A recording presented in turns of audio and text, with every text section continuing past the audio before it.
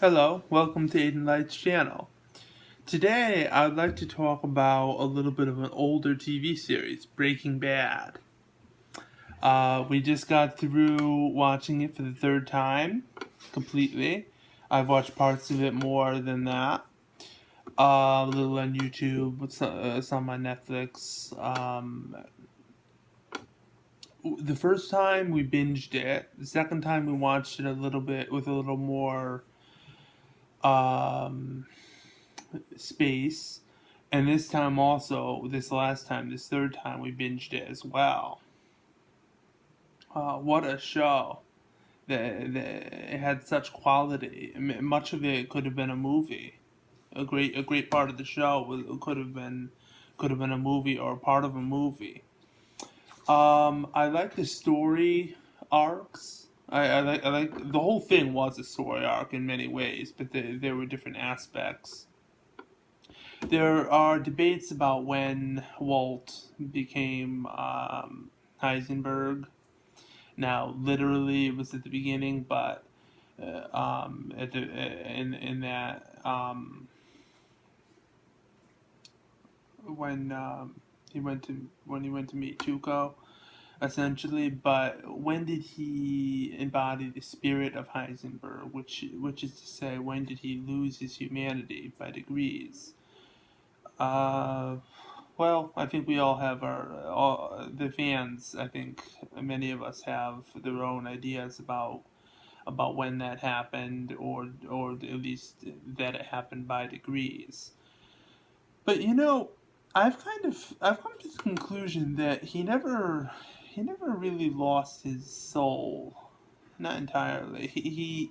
The things he did were acts of desperation, depravity, certainly, but he always had a reason. It wasn't sadistic cruelty. I mean, you could say that maybe him telling Jesse about letting his girlfriend die, that might have been something that was simply cruel. But he saw it as a revenge thing. It was retaliation because this screw up is constantly screwing up, and I don't know. It's just for me, that whole situation was just pouring salt into the wound. He was spiteful because Jesse didn't change, it didn't learn from him enough. It wasn't molded into what he wanted, because what I always thought what he wanted was a son. In Jesse, he wanted him to be a son, sort of, not a partner. But that's the whole thing about Walt's character. He doesn't know what he wants, and that can be a very big hurdle for a character to overcome or not overcome, perhaps, because at the end, he says something that was obvious to many of us before. He did what he did because he liked it. Maybe not entirely, maybe not at the beginning, but again, there's the whole not knowing what you want. Really, the family would have been all right. He didn't have to do what he did. Maybe to pay for his treatments if he didn't want to accept his old friend's charity, but that's a matter of pride, not of. I don't think that's terrible. It was terribly legitimate. They were very, very wealthy, and if he thought he was owed something from them, from the Schwartzes, then maybe he should have just said, you know what, I'm not even going to protest. I'll just, be grateful and whatever, thankful. But privately, I'm not going to protest. The family won't go into debt because of this. They are very wealthy on a company that I created, and and that would have been the end of the series in a logical point, if that was really why he was doing this. But no, it was, as he said, it was because he wanted to do this.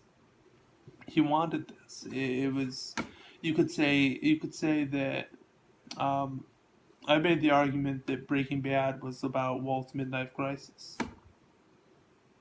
Sort of was, ultimately.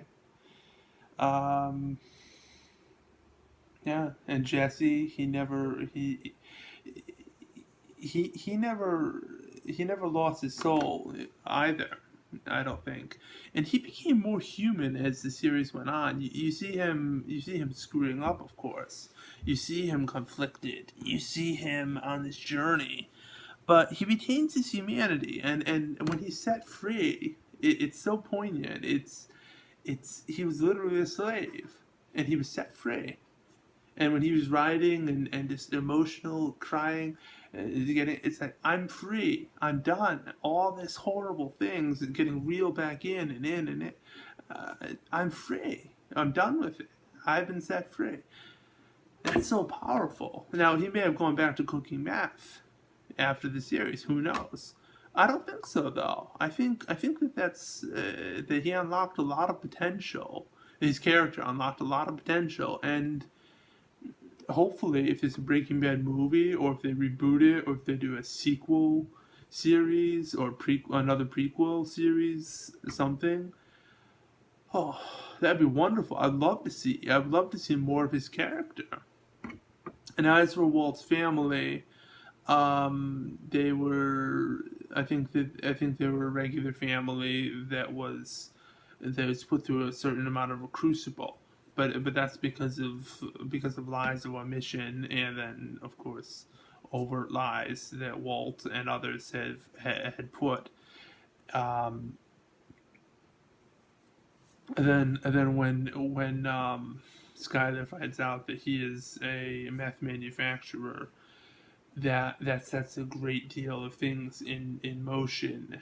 That really put a lot of pressure, I think, on the character of Walt and others as well, because they don't know why Skyler is acting the way she is, and that's why many people were very upset with her, because with her character, because she's spoiling Walt and Jesse's fun, and our fun, because we love these characters. We've grown to love them. And she's always saying, no, we have to protect the children. We have to do this. We have to do that. You shouldn't be doing this, whatever. In one of the early episodes, she lectures Jesse about selling pot to Walt, because she thinks that's the extent of his existence, is a pot dealer. And she was sort of a representation to me of a generational gap. Certain people finger wagging and saying, no, you shouldn't do pot because um, no, there are some problems with marijuana, of course, but overall, that scene did show, and the overall caution that some characters put into their characters, it showed a caution and a generational gap that is very symbolic and very appropriate, I think, for our times. And it certainly was when I first saw it, and when it first aired. The rest of the family, I mean, the cast was really good. I think of Walt and Hank's relationship as sort of a tension of opposites. It's just, the unstoppable force and the immovable object. Except Hank isn't as accomplished, or he does not have as much ability as Walt. He's nowhere near his intelligence level. He's nowhere near as capable as was demonstrated before a number of times. Now, that being said, Walt and Jesse have made some really knuckleheaded decisions. Something that even a beginner criminal wouldn't, I don't think, would make. For one thing, the greatest mistake Walt made was actually partnering with Jesse. someone of his intelligence, someone of his abilities, there's no way that he would make this great product. And honestly, it's not possible to make methamphetamine that is 99% pure or above. I think 90% is the very very best that we can do as humans. Beyond that, it's not really feasible, and it also doesn't look like that. It looks green, not blue.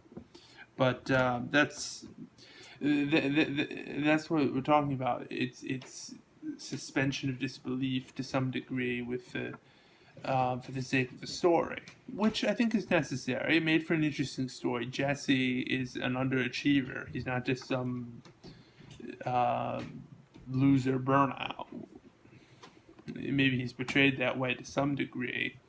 At the beginning, you think a meth user, of course, that's someone who's going to be very unstable, more so than normal, because methamphetamine increases paranoia and increases emotional outbursts and increases various medical issues or creates them. But you see his character grow. You see all the characters grow and change throughout the series. And we see the entanglements that all the characters go through, and how non-isolated the lives all are, and how they're bound to one another in many ways. Walt entangles Hank in his scheme basically by paying the medical bills. Now, I don't know that he really wanted to do that at the beginning to hurt him, but they just thought, well, we're having this story that we are running a car wash, and we're legitimate, and so of course we would pay uh, for our friend's medical treatment, our family's medical treatment rather. Um, but then there was a contrast of literally the next day when he said he was done, that Hank found out that he was Heisenberg, and what a surprise that was. Um, the little things, you could say. He wouldn't have found out, at least for a long time, maybe from an informant of some sort. Uh, but he might not have found out for quite some time who he was, or someone else might have. But it would have been down the road somewhere, and so that was an interesting. There's a lot of interesting things that happen during that journey, and then they decided to end the series. Some would say early. Um, I think they wanted to end it on a high note, because what would they have done in season 6? It would have been, okay, Walt recovers from cancer again, and I don't know, reels Jesse back in somehow.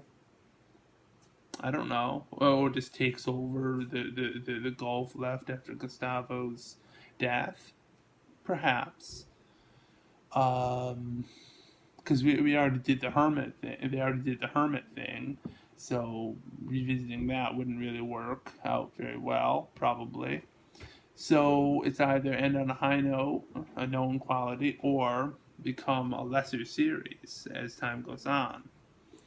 And I think that was the decision that was made, and it was for that reason, because although people liked Walt's character, oh, excuse me, although people liked Walt's character a great deal, I think they liked the relationship between Jesse and Walt. They had such dynamic, such chemistry. Honestly, I didn't like the chemistry in particular between Walt and Skyler. I didn't think they really clicked that well. A bit. They're both fine actors, but their actual chemistry, I just didn't see it. Hank and Marie. Oh, I did not see that at all. It was absolutely very, very poor chemistry. Although they two are both good actors, I think. But sometimes it's just, I don't want to say miscasting, but sometimes it is miscasting because of the chemistry itself. I just didn't see any spark. No spark whatsoever.